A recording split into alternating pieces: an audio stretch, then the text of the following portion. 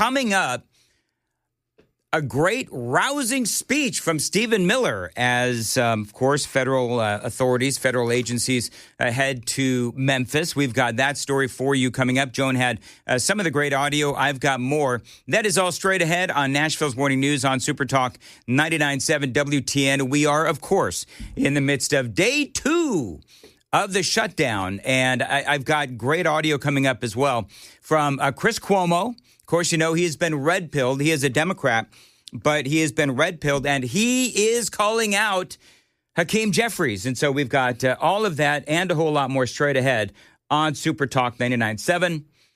I believe, Joan, that there is trouble in paradise between Joe Scarborough and Mika Brzezinski over there on MSNBC. Okay, so let us hear it.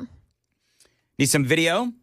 So they're talking. See it too. They're talking about the shutdown, and Mika's going off on how the Republicans are lying and the Democrats have to fight back. And I don't know, something sets old Joe off. Look, I also just don't understand why we're blaming the Democrats for Republicans lying. At the highest level of office, they have the biggest megaphone.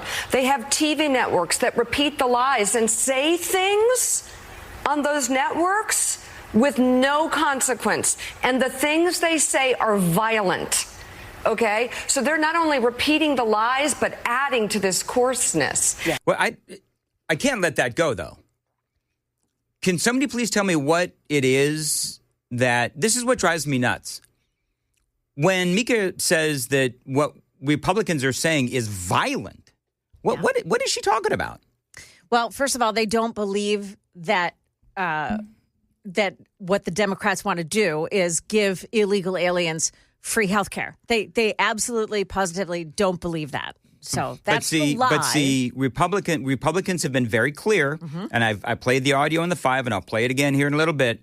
But Republicans have been very clear what Joe Biden did. He imported a whole bunch of illegal aliens through mass parole and amnesty and all those other ways, and then he changed their status to, lawfully here in this country, and that opened the floodgates for all of the medical benefits that they're getting. And so the Republicans in the big, beautiful bill put a stop to that. And they changed their status. They're making sure that they don't get access to all of those health benefits because, let's be honest, I mean, we have in our country, it is a mess as far as when we talk about illegal aliens, whether it is in the states like California or federally, they are able to access these benefits if they are declared lawfully in this country. Now, they are in effect illegal aliens, but what Biden did by changing their status is he wanted to give them as much freebies here in America as they possibly could so that would encourage others to come into our country. Because as Senator Haggerty said the other day, and I've been saying, we've all been talking about this for a long time, the Democrats know that they are losing people from the blue cities and the blue states. You know how many people Memphis lost here in the last couple of years? Thousands of people have left Memphis over the last couple of years. And not all of them have been murdered. People are just like, all right, we're out. We can't take this anymore. So the Democrats are, as Senator Haggerty says, they are backfilling these cities with illegal aliens. And they deem their status legal so that they can get all of these benefits. Anyway, so that the whole violence argument is just so ridiculous. And there's no consequence to it. And we're blaming the Democrats? Yeah. We're blaming the Democrats for this. What exactly are the Democrats supposed to do? You keep repeating. They're supposed to fight back. Yes. They're supposed to know. Unfortunately, this is such a visual. You hear they're in separate studios. But Scarborough starts yelling at his wife. And when this is going on, you can see Mika start to roll her eyes. And I don't know if Joe can see that, because sometimes you can't see the other people. You can't see a screen. It's just audio. But she starts rolling her eyes. We're blaming the Democrats? Yeah. We're blaming the Democrats for this. What exactly are the Democrats supposed to do? You keep repeating. They're supposed to fight back. Yes. They're supposed to know. They're supposed to do what exactly? No. Bill Clinton just completely abused and used Republicans in every government shutdown. I know, I was there. He was smart enough politically to do it. Barack Obama knew how to always get the best of Republicans. And now Mika has her arms folded, which, guys, Sam, back me up on this. When the wife or the girlfriend has the arms folded, you know that it is definitely going to be even more of a communication breakdown. No, mine puts her hands on her hips. Oh, does she? Yeah. Hands on hips? That's also not a good sign. Joan, what do you do when you're done listening to your husband? You just throw something at him? Is that what you do? You assume she listened in the first place. Thank you. Wow. Moving right along. All right, we're not blaming Democrats for Republicans' lies. We're saying the Democrats at some point have to figure out how to answer those lies. And that's not whining. The whining comes from Democratic leaders that still don't have an answer to Republican lies 10 years into Donald Trump's terms. Jen, how do we answer? Wow. I mean, you could tell. You could tell that, Mika there wasn't playing. And they don't, here's the deal. They don't have an answer. They don't have an answer. Do you know why they don't have an answer? They don't have an answer. The Democrats don't have an answer because there is, and we talked about this yesterday. I don't need to find the audio yet again. But when Kamala Harris was running for the presidency, how many videos were out there of her saying that, oh, yes, illegal aliens should be getting health care benefits? When in that debate, 2019, Democrat primary debate, who on this stage with all the Democrats that were running for president, does your policy, does your platform call for illegal aliens to get health care, government-funded health care? Every single one of them raised up their hands. So I don't know why it is that you've got people. I mean, this is their platform. Right. This is their platform. This is what they've been saying for a long time. So I'm having a hard time understanding why exactly it is that they're out there saying that they're not for this when clearly not only they are for it, but they've been advocating for it for a long time. So this is House Speaker Mike Johnson, and he was on with George Stephanopoulos. And he is explaining the Republicans' position on this. It does, actually, because what it does is it unwinds the changes that Republicans put into the big, beautiful bill, the big signature legislation that we passed and signed into law on July 4th. That has been very successful in shoring up Medicaid for the people who are actually eligible to receive it. What we did in the bill, and the CBO just verified this 3 weeks ago, the Congressional Budget Office, the nonpartisan arbiters of everything up here, they said that those provisions have helped to reduce premiums. Why? Because we got ineligible recipients off of Medicaid, illegal aliens, and able-bodied young men who are riding the wagon who are not eligible to be there. Medicaid is intended for specific populations of U.S. citizens. That is young, pregnant women who are down on their luck, the disabled. The changes that Republicans put into the big... Yep. I mean, he's absolutely right. And when you talk about the changes that the big, beautiful bill did, that was what it did. It unwound what Joe Biden did in changing the status, not only of all of those illegal aliens so that they could get benefits, but also, as Mike Johnson says, those, young 20-somethings that could and should be out working, but unfortunately, for whatever reason, they refuse to. Do you know who I think about when they, and I know this is kind of silly, but do you know who I think about when I hear Mike Johnson talking about, these guys that should be out there working, but they're not? Keith Olbermann. And the reason I say that is because he apparently still lives with his mother, and he's not doing anything, and the dude is unhinged. There's a lot of people, and I doubt that he's on government benefits, but I think about people that young men, and that's who Mike Johnson is talking about, young men who failure to launch. That's what it's called. Failure to launch. Where they spent... The McConaughey movie? I don't know about that. I didn't see that. But failure to launch is a young person who just doesn't get out into the workforce, doesn't get a job, doesn't get benefits, does not grow up. And that's what Speaker Mike Johnson is talking about. He's talking about those guys that could be out working, but they refuse to.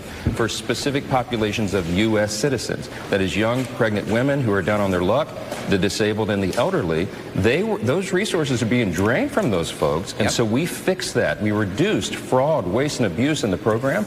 Chuck Schumer's counterproposal on the CR would reverse that. That is a simple fact. It does. So that, I mean, listen, Mike Johnson sounds like he's spot on. It sounds like he is red-pilling George Stephanopoulos. And so I don't know if there are differences in how people are interpreting what's going on with this whole illegal alien thing. You heard Mika Brzezinski talk about how, the Republicans are lying because that's not what Democrats want. Democrats don't want illegal aliens to be getting, these government benefits when, clearly anybody who knows anything about the Democrat Party knows that's what they want. That's what they have been advocating for quite some time.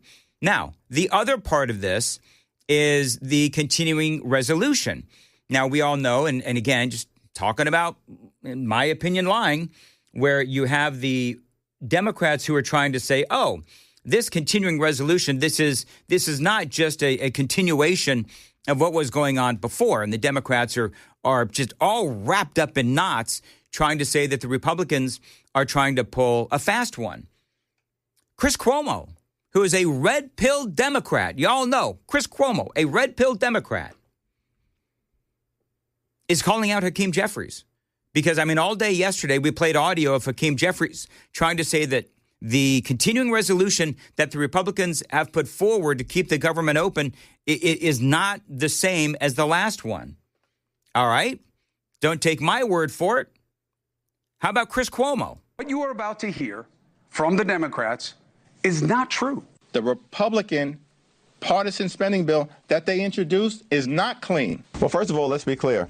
It's not a clean bill. It's a dirty bill. Mm-hmm. Well, that's all a lie. It's not a clean continuing resolution. Listen, I like Hakeem Jeffries. I think he's got an amazing future. He's got better fights than this. This is a clean CR. Boom. What does that mean, by the way? Continuing resolution. Instead of passing a real budget like they should, this just says, hey, remember the last one?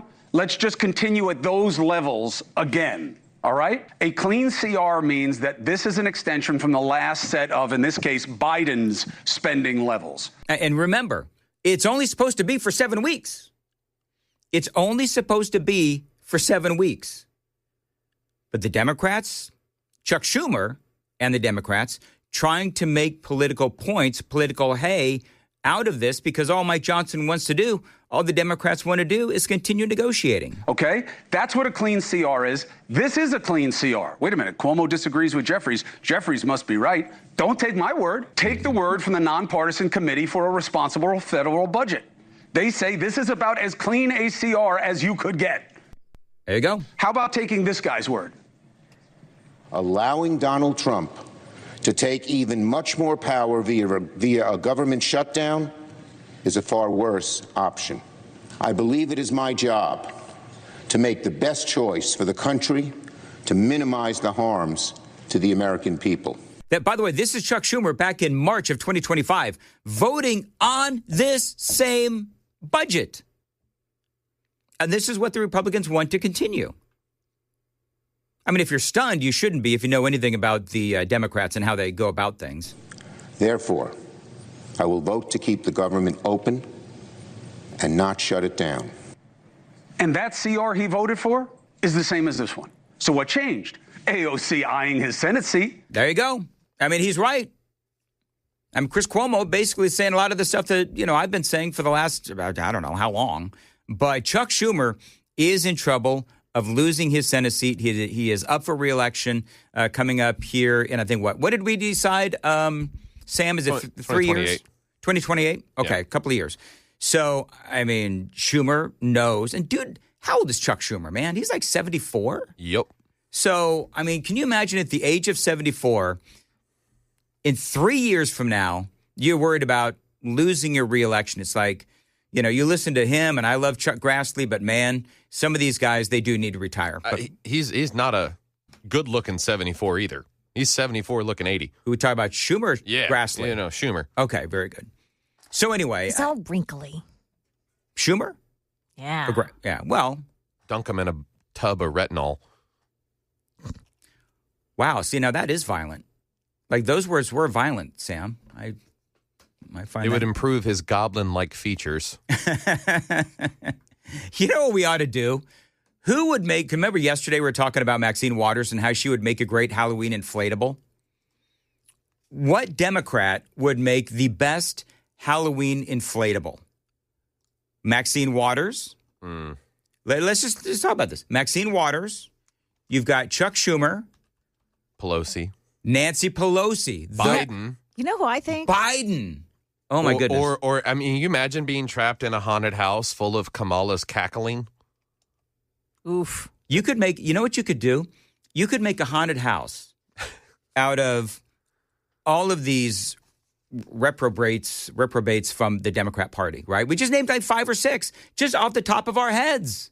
You'd have a don't walk under Joe Biden because you'll get sniffed on the head. Mm-hmm. What do you think about Steve Cohen, Tennessee's own Steve Cohen? Like, Oh, yeah. There's something about, like, Oh, he's creepy as all get out. yeah, he would make a good, like, clown creepy kind of character. Oh, yeah. Well, I've always said Steve Yeah. Cohen looks like the creature from the Black Lagoon. Prove me wrong. Yeah. So when it comes to clowns, though, I mean, all Justin Pearson would have to do is dye his afro. So what you could do with Joe Biden, you could exaggerate his nose, right? Make his nose really big for 2 reasons. Number 1, because he's a serial sniffer. And number 2, because he always lies. My John Bon Jovi's got a bar story. And I can't wait to hear this. And why I believe that they weren't getting good business. So I went to Blake Shelton's place. What's it called? Old Red. Old Red. So I went to Blake Shelton's place, Old Red. Had a great time, man. You go into Old Red, and by the way, I wholeheartedly recommend this place because if you want to go, it is a lot of fun. So you go into Old Red, and I went up to the top floor. The lovely Amy and I went up to the top floor and had a great time. Across the street, and this place, Old Red, is just packed, Joan. I look across the street, and there's John Bon Jovi's bar. Yeah. And you've got some guard-like dude trying to usher people in. Like, come on in, man. We got plenty of tables. Oh. And, I mean, nobody was going in. Yeah. And so I think that Bon Jovi, I think that what he was trying to do was he was trying to, I don't know, tap into a rock vibe down on Broadway that just isn't there. Oh, I see. He yeah, thought like- just his name, John Bon Jovi, would attract. He thought that it would, but clearly it didn't. I don't think it has anything to do with his politics, although I'm no fan of his politics.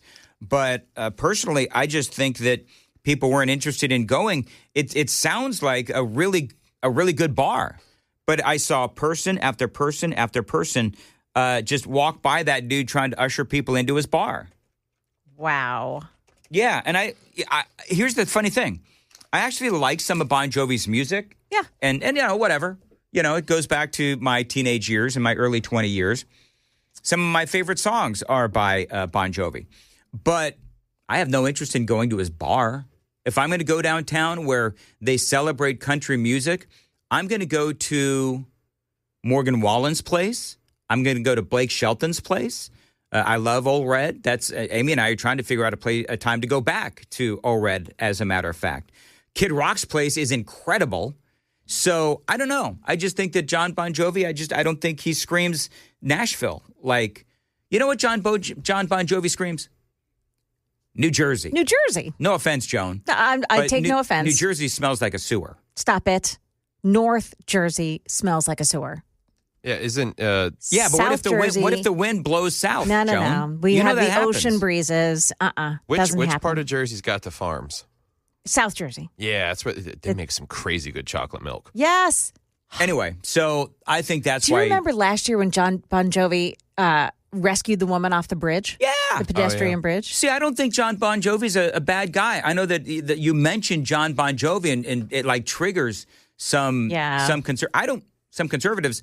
I don't care about his politics. Everybody in this, I think he's misguided. Right. But everybody is allowed to have their own political beliefs, obviously. But I don't think that he's a bad guy. I don't think that he's, he's a rocker, and there's the conversation about how he, stepped out on his wife and those kind of things. But I mean, not excusing that, but I'm just saying that he's got that store in, I think it's New Jersey, where people can go. It's like socialism, right? People go in and they just pay what they want and help for homeless. He does all kinds of charitable things. It's all fine, whatever. But I just don't think that people are going to his bar because he doesn't personify Nashville like those names that I just mentioned. Kid Rock or Blake Shelton or Morgan Wallen or any of the other. I don't even know what the bar. I never go downtown. But I think there's a lot of people. What are you laughing at, Sam? Just, mid-sentence contradiction of listing off bars and then saying that you don't go downtown. I mean, it's actually kind of funny because I've been to Kid Rock's, I've been to Morgan Wallen's, and I've been to All Red. Yeah. And I was at another place that I can't remember what the name of it is. So I've been down there like 4 or 5 times. I despise downtown. Okay. Well, most people who live here do. Yeah. It's actually the way it's shifted over the years. It's appalling. It's gross. Your natives are going to be found at the dive bars on the outskirts of town. You ever been to the Nail Bar? Is it the Nail? The Rusty Nail. The Rusty Nail. You ever been to the Rusty Nail in Hermitage? No, but I've heard of it. I've heard good things. Love the Rusty Nail. I've been there a few times. Amy and I have been there a few times. That's what you're talking about. That's like one of those divey, bar-y kind of places. Just really a little bit more remote than that, though, and I'm not going to give my spot away. But all right. Hey, you know what? I'll invite you sometime. No matter how bad you believe that Nashville is, at least we're not Memphis. That's true. That's got to be, Joan, that's got to be our logo. Nashville. At least we're not Memphis. That's a beautiful. You think they'd go for that? Yeah. All right. Nashville, at least you don't need a bulletproof vest. I really love, there's a lot of, right, Joan? Yeah. A lot of us might disagree with you on that one. Stephen Miller, though, was out there talking to the federal authorities, the law enforcement that are there trying to clean up the streets of Memphis. And he gave a pep talk that was one for the ages. To the Memphis Police Department, to the officers that I see sitting in front of me, we are about to provide you with a level of support you cannot even imagine. This isn't just a task force. This is a all-of-government unlimited support operation. ATF, DEA, FBI, ICE, Department of War, every resource we have. And they're not going to be sitting behind a desk at a keyboard. We are sending in real cops with guns and badges to go out with you on the street every single night making arrests. There you go, Stephen Miller. Oh, he had a lot more to say, but, this has to be music to the ears of all the cops in the room because he's talking to law enforcement. Given what they've been through with the soft on crime policies of one Steve Mulroy, the local DA there, we've talked about him, and the judges in Shelby County as well. I'm not even sure. Joan, do we even know is the National Guard there yet? Oh, they are, yeah. Are they there? Because I keep seeing contradictory stories. They are there now. Okay. And that's why the rollout of Pam Bondi and Pete Hegseth yesterday. Got it. Okay. Yeah. But they're still unarmed. Correct. I saw my first article that said, and it was from WREG television. Yep, I know what you're talking about. That finally said, initially, they'll be without guns. Mm-hmm. So, there's that phase-in thing that they'll use. And they'll be able to say, hey, this violent thing happened over here, and our National Guardsmen were put at risk. They need to justify the use of firearms. Apparently so. This is the bass-backwards thinking. Yeah. And by the way, I think I read somewhere where this is what drives me crazy. I read somewhere where the local authorities there in Memphis have to literally approve the National Guard and the federal agencies of using firearms. Now, I don't know if that's true or not. I read it, I think, in one or two places, but then other places kind of contradicted it. So I don't really know. Bottom line is, if that is true, you're going into one of the most dangerous cities in America. I think that in and of itself justifies being able to use firearms and having your riot gear and whatever else that they need, anything that they need to stay safe. Stephen Miller, you had Pam Bondi, you had Pete Hegseth out there as well. All of them gave great speeches. Stephen Miller seems to be the one that is getting all the attention.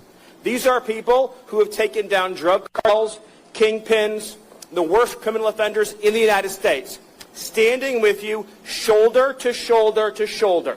All we ask from you is to show up at roll call every single night with your brothers and sisters in the federal government and to go out and get the criminals off the street. And if you do that, I pledge to you, we will liberate this city from the criminal element that has plagued it for generations. Well, we all know that Memphis, and there's a lot of cultural issues there as well. I don't need to harp on that again. Governor Lee posting that he was grateful to meet with Pam Bondi, Pete Hegseth, and Stephen Miller, of course. He has also said in the past that he is grateful to the Trump administration for ensuring they have every resource at their disposal to fight crime, which I find interesting because how long has Governor Lee been governor? 6 years, right? Has it been 6 years? About 6 years? Whatever. He's had all this time as Memphis has been spiraling out of control. Memphis has had a lot of challenges for a lot of years. Let's just say that. Memphis has had a lot of challenges for a lot of years. And so former Governor Haslam could have brought in the National Guard. Governor Lee could have brought in the National Guard. But I think now that it's in the headlines and now that it is a topic of conversation, now he has decided to do it as he is on his way out the door. I think it's a shame because, we always talk about leaders and how leaders are supposed to lead. And I think that Governor Lee very well could have started fixing Memphis a long time ago. But again, it is only now that he has decided to start. This is not just a strategy shift. This is an attitude shift. We are not going to live in an environment anywhere where there is a street that belongs to a criminal, where there is a neighborhood that belongs to a gang, where there is any physical space anywhere that belongs to anyone other than the law-abiding citizens and families of Memphis. The idea that there is a square inch of block in this city where a citizen doesn't feel safe is unacceptable. This is Memphis. This is the United States of America, and all that bullshit is done. It's over. It's finished. Yeah, that is Stephen Miller. And by the way, he did say the BS word right there. He said all of that bullshit is finished. Now, the obvious question, what happens when they all leave? But beyond that, what happens when they get arrested? So you're going to have the National Guard, you're going to have all these folks, these law enforcement agencies. At some point, they're going to have to leave. What happens then? And again, what happens when these bad guys get arrested? Well, here's the deal, and that's why Pam Bondi is out there, and that's what Joan and I were talking about. If they can bust them on federal charges, and that's what Senator Haggerty and I were talking about, if they can bust these guys on federal charges, then they will be charged federally. And that means that they'll be in a federal prison. They'll see some very real consequences as opposed to the judges and the DAs that don't file charges. And so part of, I think what's going on, I mean, this is common sense, isn't it, Joan? I think what's going on in Memphis, it's being looked at as a test case or a blueprint for America. D.C. was the launch, but that is different because D.C. is essentially run by the federal government at the federal level. But Memphis obviously is run by a state. Mm-hmm. So I think that this is President Trump and Pete Hegseth and Stephen Miller and Pam Bondi, the Trump administration. They had to pick a city. It is interesting. They had to pick a city where the National Guard and all these other agencies could go in and start cracking skulls and show the rest of these cities across America, these blue cities, how much better their cities can be. Now, here's the thing. If people in Memphis with the National Guard there see just like they did in Washington, D.C. They see how much better the streets are. You know what? The people that live in Memphis who are always voting for the Democrat mayors and the Democrat sheriffs and the Democrat DAs, they may see, you know what?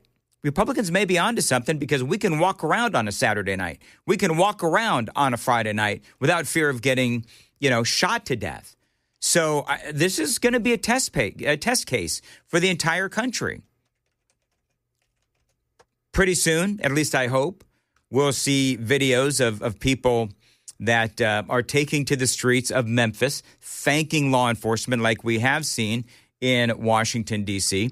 I think that would be a great thing because that would once again prove that President Trump was correct in all of this. By the way, did you see the I know, Joan, that you don't necessarily like CNN, but CNN was doing a hit. This is one of those moments you really should be watching WTN TV.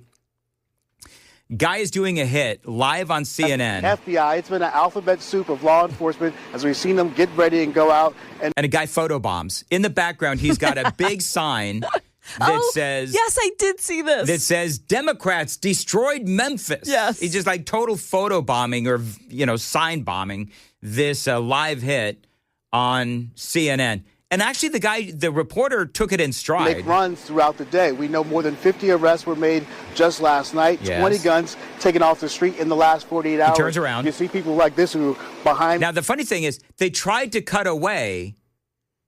They tried to cut away from the guy with the sign blaming Democrats for all the problems in Memphis. And the reporter, I love that he takes it all in stride. The reporter, as they turn away, as they cut away from him to some Memphis B-roll, he goes to the guy. With this sign, he has it on both sides. If you can flip it around and show what he's saying, he tells the guy to flip his sign around. Hoping that this action by Trump... And it says, thank you, President Trump. So on one side of his sign, he said, Democrats destroyed Memphis. On the other side of the sign, it says, thank you, President Trump. Will help make the city safer. Take a listen to a man that we talked to in a neighborhood that basically says he welcomes the idea of this federal action. Yeah, and they go to the interview of the guy who is saying, you know what? I'm glad they're here. You imagine the conversation at the print shop? I need it double-sided. I need one side to say Democrats destroyed Memphis and the other one to thank Trump for it. And I need it quickly. The guy's over there from CNN. I gotta go bomb his set. Do you know what I love about this too? And that's a great point. The quality of the sign, Joan and Sam. The quality of the sign is actually really good. Yeah. You see some of these paid protesters that, they'll write in with an ink pen, down with fascism on an 8.5 by 11. Is that what this is? Is this 8.5 by 11? Whatever this piece of paper is. 8 by 11.5. Whatever. So, standard piece of paper that says down with fascism. This dude's got a really good sign. He's, got different messages on both sides. I love it. Yeah. It's not like a cardboard box that's been ripped up and drawn on with Sharpie. And for whatever reason, when they use Sharpie on cardboard, it just looks like a caveman charcoal drawing. Yes, that. Well, you know what? Clearly, the Democrat protesters, they're not getting paid nearly enough.